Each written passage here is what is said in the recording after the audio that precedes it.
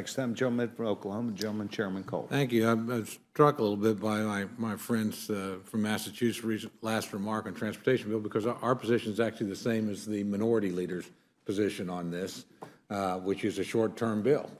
And that's actually where she's at. That's actually where the administration's at. They would like an opportunity to negotiate a longer-term bill. So this is one where actually most of us are in accord.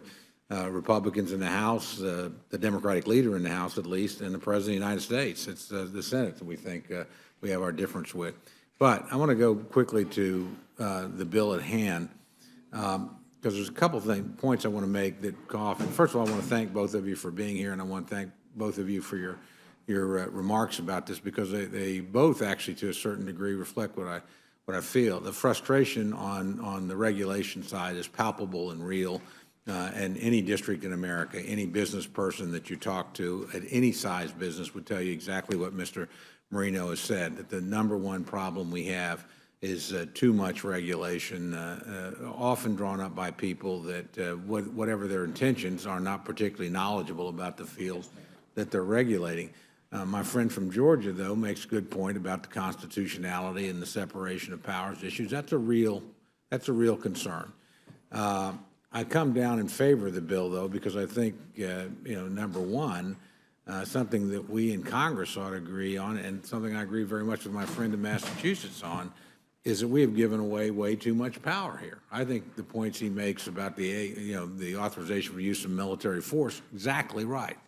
I think we were wrong not to authorize or disapprove what happened in Libya. That's a presidential overreach.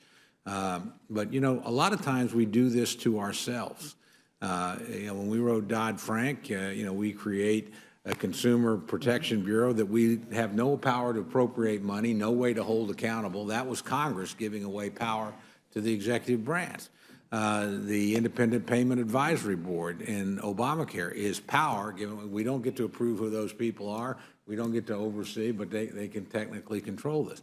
And again, to my friend's point, I agree with him on this. Republican Congress has not brought forward. We're at war in the Middle East.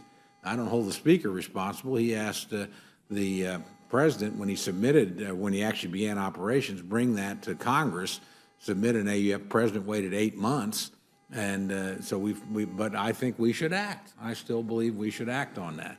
So sometimes we need to look in the mirror.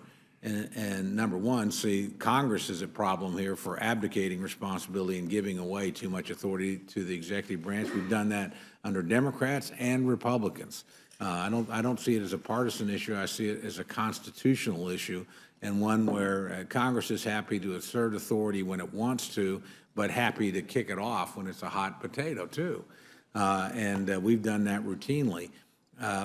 This is a really important point. What I think, the frustration I hear is people that are under the regulation don't know who to hold accountable. They don't have any easy way to get at an unelected, person that's writing the regulation.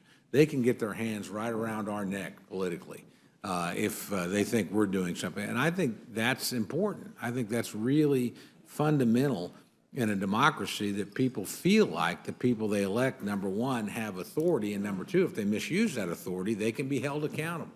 We ought to have to put our fingerprints on these regulations of this magnitude. We ought to have to agree or disagree. Now, there's a variety of ways to do it. I like this particular way of doing it because I think it holds us most accountable. But if my friends have another suggestion, that'd be good. I'm not surprised the administration proposes it. Every president opposes, they're all happy to expand their authority at the expense of the Congress.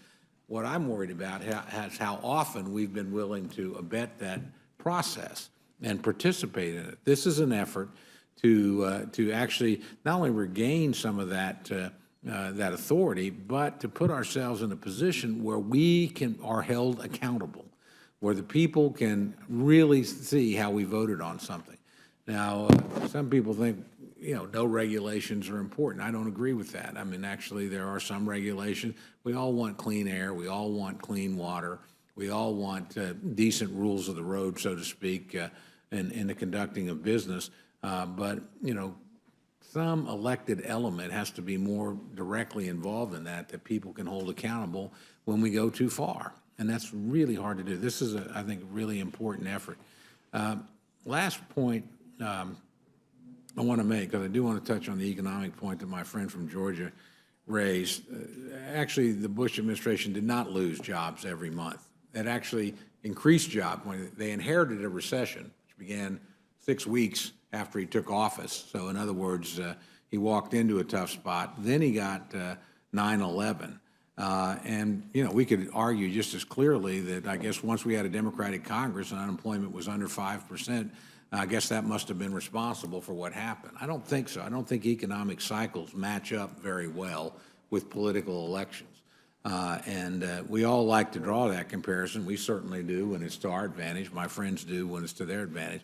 But I don't think that's what's at stake here. But I do think this regulatory environment that's been created over the last few years is going to make life difficult for the next president, whether that person is Democrat or Republican. Because I do think, as my friend from Pennsylvania suggests, it's a big drag on the economy. It's a huge drag on small businesses. And you're seeing lower business formation rate in a recovery than we've seen before.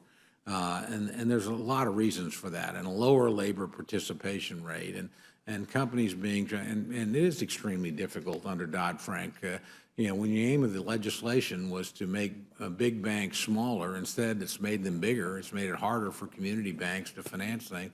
So we just need to look at this across the board, everything from war making to regulations to you know, the traditional powers of Congress with tax. And this is an effort to do that. I want to applaud my friend for bringing it forward. I think my friend on the other side raises legitimate objections, but at the end of the day, Congress needs to hold itself accountable, needs to be put in a position where it is accountable and where the people can hire and fire according to the results that they think that they're dealing with. So with that, I know it's a little bit of a rant, Mr. Chairman. I apologize, but I feel very strongly about this legislation, more strongly about the underlying process, where I see it, again, not just in regulation, but I see Congress abandoning authority in war-making, things of that nature, where I'm probably closer to my friend's view on the other side on that. We should be doing these things.